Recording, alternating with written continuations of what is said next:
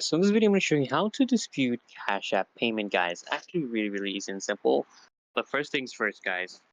First things first, you want to contact the merchant first. Okay. Before you dispute any charges, call the merchant, contact them, the merchant recipient, and try to resolve the issue there.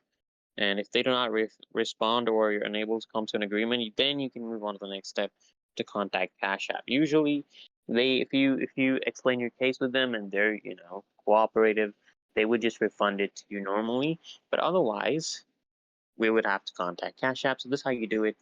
You will see your Cash App right here on your home screen. Just open your Cash App, okay, and then click here. Click on this. This is the activity tab on your home screen. Click on this, and it's indicated by the clock icon here in the top right. So you want to click on that, and then you want to click on the transaction that you want to dispute. So let's say you want to dispute this one, Tambalan at 5:36 p.m. You want $9. You want to dispute this one? Okay. Click on that.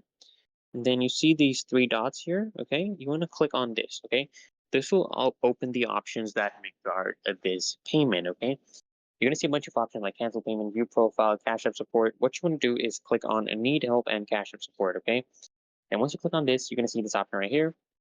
Click on this, okay? Click on dispute this transaction, and then Cash App will take the steps to contact the merchant recipient to investigate the dispute claim.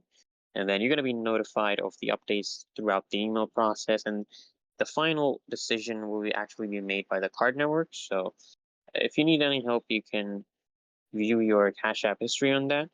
It's literally that easy and simple, guys. So if this video helps, make sure you like, comment, and of course, if you want, you can subscribe.